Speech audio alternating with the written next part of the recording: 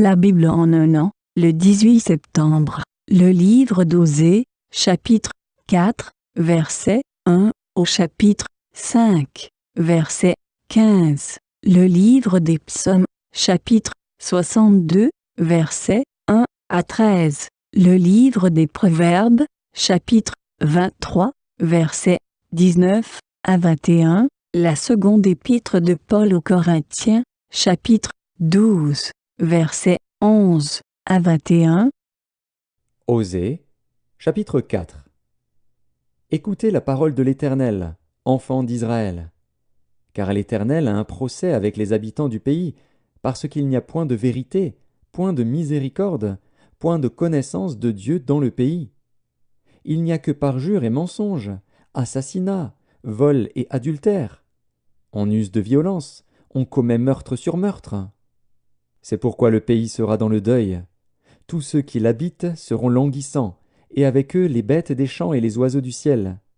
Même les poissons de la mer disparaîtront. Mais que nul ne conteste, que nul ne se livre aux reproches, car ton peuple est comme ceux qui disputent avec les sacrificateurs. Tu tomberas de jour, le prophète avec toi tombera de nuit, et je détruirai ta mère. Mon peuple est détruit, parce qu'il lui manque la connaissance. Puisque tu as rejeté la connaissance, je te rejetterai, et tu seras dépouillé de mon sacerdoce. Puisque tu as oublié la loi de ton Dieu, j'oublierai aussi tes enfants. Plus ils se sont multipliés, plus ils ont péché contre moi. Je changerai leur gloire en ignominie. Ils se repaissent des péchés de mon peuple, ils sont avides de ses iniquités. Il en sera du sacrificateur comme du peuple. Je le châtierai selon ses voies, je lui rendrai selon ses œuvres. Ils mangeront sans se rassasier, ils se prostitueront sans multiplier, parce qu'ils ont abandonné l'Éternel et ses commandements. La prostitution, le vin et le mou font perdre le sens. Mon peuple consulte son bois, et c'est son bâton qui lui parle. Car l'esprit de prostitution égare, et ils se prostituent loin de leur Dieu. Ils sacrifient sur le sommet des montagnes, ils brûlent de l'encens sur les collines, sous les chênes, les peupliers, les térébinthes, dont l'ombrage est agréable. C'est pourquoi vos filles se prostituent, et vos belles filles sont adultères. Je ne punirai pas vos filles parce qu'elles se prostituent, ni vos belles filles parce qu'elles sont adultères, car eux-mêmes vont à l'écart avec des prostituées et sacrifient avec des femmes débauchées. Le peuple insensé court à sa perte. Si tu te livres à la prostitution, ô Israël, que Juda ne se rende pas coupable.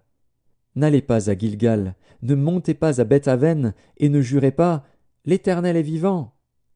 Parce qu'Israël se révolte comme une génisse indomptable, maintenant l'Éternel le fera paître comme un agneau dans de vastes plaines. Éphraïm est attaché aux idoles, laisse-le. À peine ont-ils cessé de boire qu'ils se livrent à la prostitution, leurs chefs sont avides d'ignominie. Le vent les enveloppera de ses ailes, et ils auront honte de leurs sacrifices. Osée, chapitre 5. Écoutez ceci, sacrificateurs. Sois attentive, maison d'Israël. Prête l'oreille, maison du roi. Car c'est à vous que le jugement s'adresse, parce que vous avez été un piège à Mitzpa et un filet tendu sur le Tabor. Par leurs sacrifices, les infidèles s'enfoncent dans le crime, mais j'aurai des châtiments pour eux tous. Je connais Éphraïm, et Israël ne m'est point caché. Car maintenant, Éphraïm, tu t'es prostitué, et Israël s'est souillé. Leurs œuvres ne leur permettent pas de revenir à leur Dieu, parce que l'esprit de prostitution est au milieu d'eux, et parce qu'ils ne connaissent pas l'Éternel. L'orgueil d'Israël témoigne contre lui. Israël et Éphraïm tomberont par leur iniquité. Avec eux aussi tombera Juda. Ils iront avec leurs brebis et leurs bœufs chercher l'Éternel, mais ils ne le trouveront point.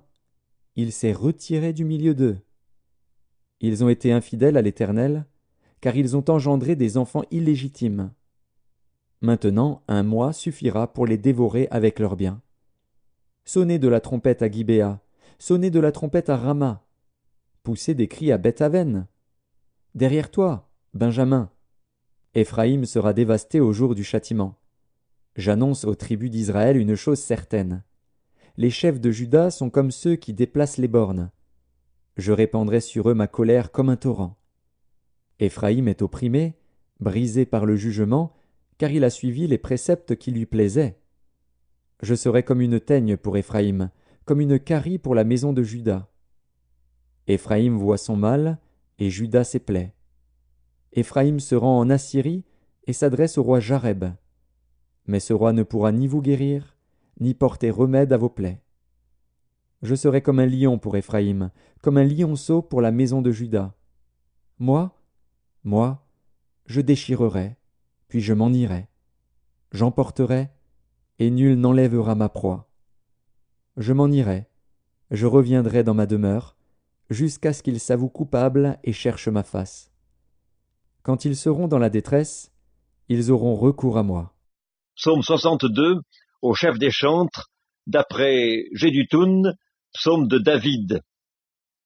Oui, c'est en Dieu que mon âme se confie, de lui vient mon salut. Oui, c'est lui qui est mon rocher et mon salut, ma haute retraite, je ne chancellerai guère. Jusque à quand vous jetterez-vous sur un homme, chercherez-vous tous à l'abattre comme une muraille qui penche, comme une clôture qu'on renverse? Ils conspirent pour le précipiter de son poste élevé, ils prennent plaisir au mensonge, ils bénissent de leur bouche, et ils maudissent dans leur cœur. Oui, mon âme, confie-toi en Dieu, car de lui vient mon espérance. Oui, c'est lui qui est mon rocher et mon salut, ma haute retraite, je ne chancellerai pas. Sur Dieu repose mon salut et ma gloire, le rocher de ma force, mon refuge est en Dieu. En tout temps, peuple, confiez-vous en lui, répandez vos cœurs en sa présence, Dieu est notre refuge. Oui, vanité, les fils de l'homme, mensonge, les fils de l'homme. Dans une balance, ils monteraient tous ensemble, plus légers qu'un souffle. Ne vous confiez pas dans la violence, et ne mettez pas un vain espoir dans la rapine. Quand les richesses s'accroissent, n'y attachez pas votre cœur. Dieu a parlé une fois, 2 fois j'ai entendu ceci. C'est que la force est à Dieu.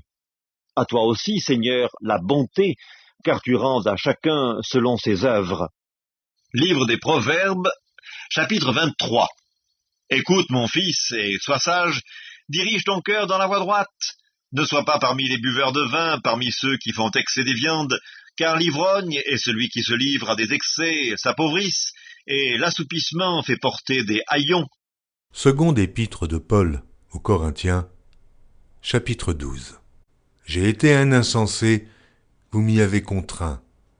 C'est par vous que je devais être recommandé, car je n'ai été inférieur en rien aux apôtres par excellence, quoique je ne sois rien.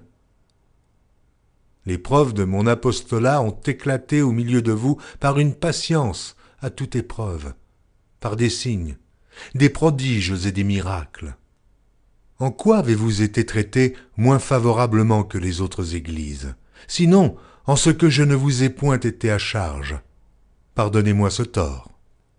Voici pour la 3e fois que je suis prêt à aller chez vous, et je ne vous serai point à charge. Car ce ne sont pas vos biens que je cherche, c'est vous-même.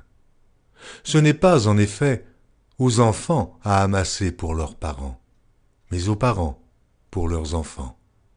Pour moi, je dépenserai très volontiers, et je me dépenserai moi-même pour vos âmes. Dussé-je, en vous aimant davantage, être moins aimé de vous? Soit, je ne vous ai point été à charge, mais en homme astucieux, je vous ai pris par ruse. Ai-je tiré du profit de vous par quelqu'un de ceux que je vous ai envoyés? J'ai engagé Tite à aller chez vous, et avec lui j'ai envoyé le frère. Est-ce que Tite a exigé quelque chose de vous? N'avons-nous pas marché dans le même esprit sur les mêmes traces? Vous vous imaginez depuis longtemps que nous nous justifions auprès de vous. C'est devant Dieu, en Christ que nous parlons. Et tout cela, bien-aimés, nous le disons pour votre édification. Car je crains de ne pas vous trouver à mon arrivée tel que je voudrais, et d'être moi-même trouvé par vous tel que vous ne voudriez pas.